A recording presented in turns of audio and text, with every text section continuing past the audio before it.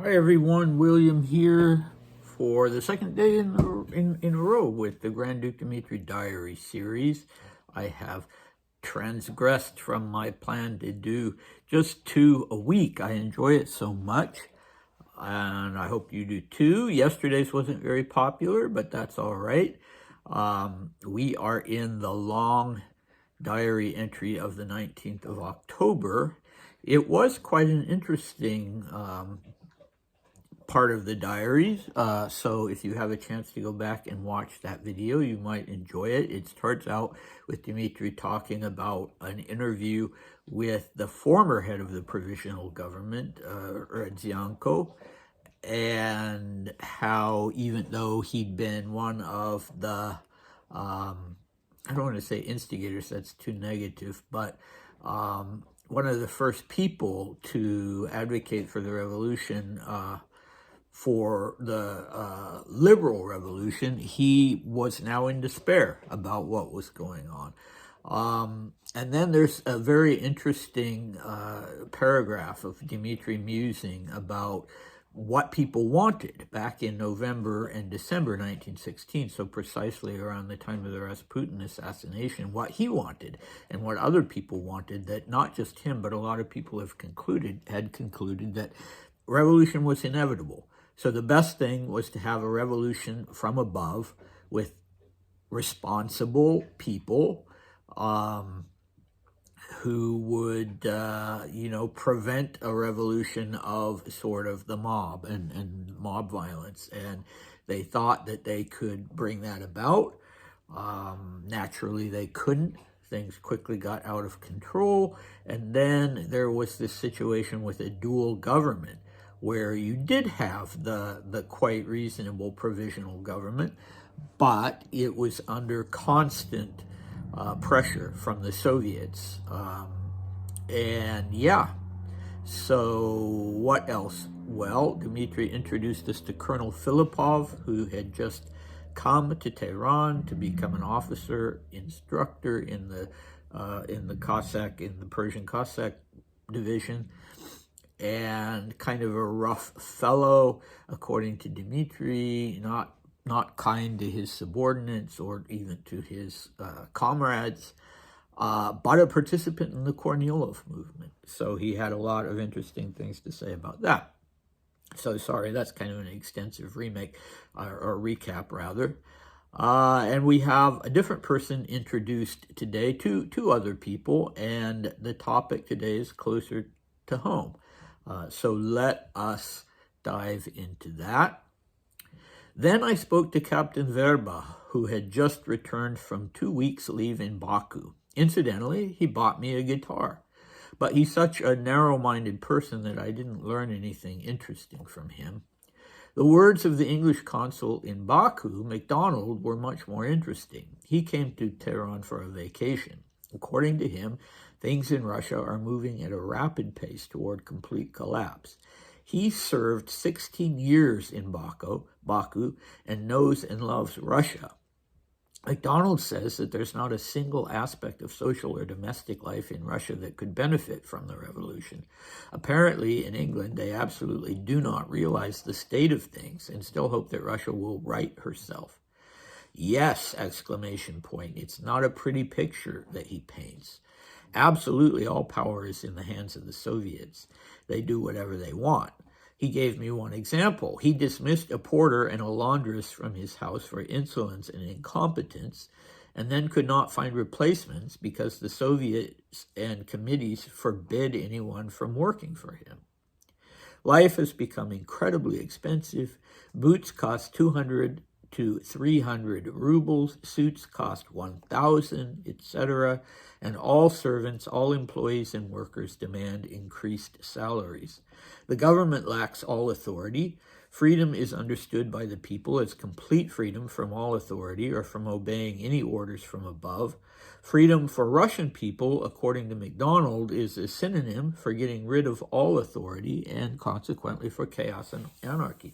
Okay, this is very interesting. It makes me think immediately about the book Dr. Zhivago by Boris Pasternak. And if you want to read a book about the shock to people who wanted the revolution and wanted a constitutional government, and then discovered that they were at the mercy, even before the Bolsheviks took over, of the Soviets, these local groups of soldiers, workers, and in the countryside peasants, who quickly took control of everything. All right, so Baku, the capital of Azerbaijan, it's 777 kilometers from Tehran. So from what I saw online, nowadays it would take about 10 hours to drive from Tehran to Baku, and so probably would have, of course, taken longer back then, but nonetheless, it was close. Beautiful city, judging from the photographs online. I'd never thought about going there, but when I see the pictures, it's like, wow, they're really doing a good job selling this city, because it's gorgeous and it's big. The population nowadays is over 2 million people. So you can understand why people would want to take their leave there. Captain Verba had spent 2 weeks in Baku, and it was the main thing that it was important for, aside from being a big capital city, was that it had oil. So that was why, for instance, during the Second World War, the Germans, I think, withdrew from the siege either of Moscow or, I think, Moscow, and the idea was to make a rush east to the oil fields of Baku, which they never made, thank God. Anyway, it's on the Caspian Sea, so there's sort of a curve going from Tehran along the Caspian to Baku. Tehran, of course, was not directly on the Caspian. Anyway, you can have a look at that if you like. So, Verba, Dmitri doesn't have much to say about him. He will be making appearances in the 1917-1918 diaries. He would be a friend, such as it was, and he had a sister. He was a bachelor, I believe, or a widower, with a sister and a daughter there with him in Tehran. And, he was kind enough to buy Dmitri a guitar. Dmitri was an avid guitarist. He played various kinds of variations of the guitar. He played the Russian guitar, he played the ukulele.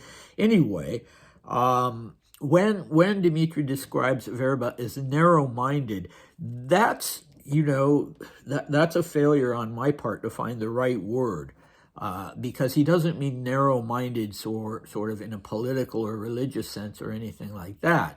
What he means is just a person who's not terribly curious, right? Who's not taking everything in the way Dmitri always was, and interested in everything.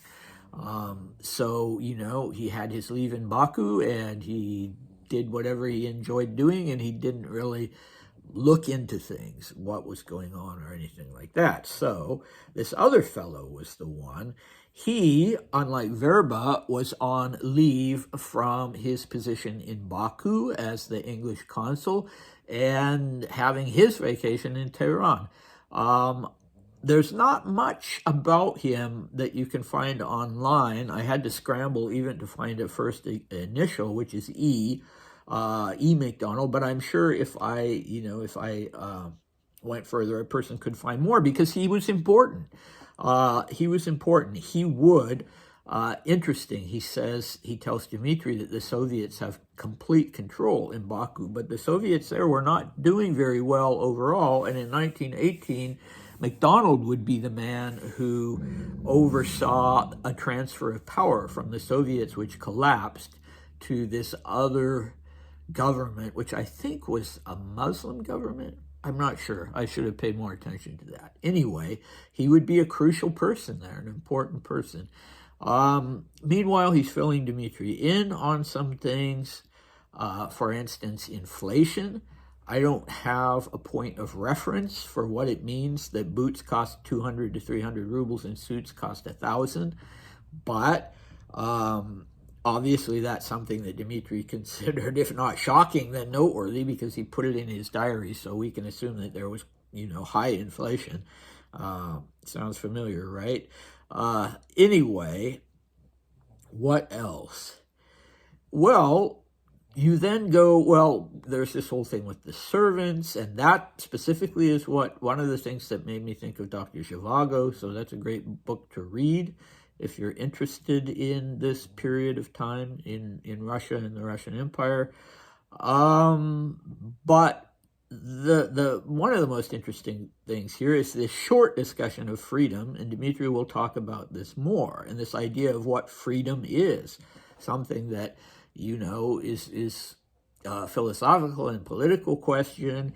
And here MacDonald is saying that the Russian people, about more than 90% of them whom were uneducated, are looking at freedom as just anarchy. It's just, you do whatever you want. There's no authority, you do whatever you want. And obviously that's not sustainable. Once the Bolsheviks take over, that's not going to be allowed at all. If they support the Bolsheviks and the Soviets because they think they're going to have this level of freedom, then they're quite tragically mistaken. Yeah, so as I said, I think Dmitri will talk about that more, and this idea of freedom is the absence of all restrictions and authority versus freedom within the idea of the greater good.